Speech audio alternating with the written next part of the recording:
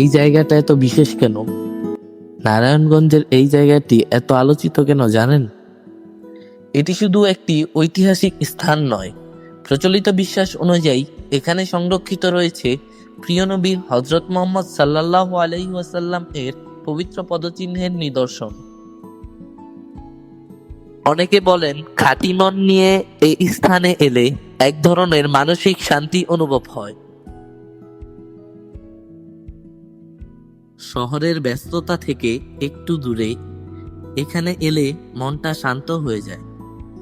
চারপাশের দেয়াল আর পরিবেশ যেন পুরনো দিনের গল্প মনে করিয়ে দেয়।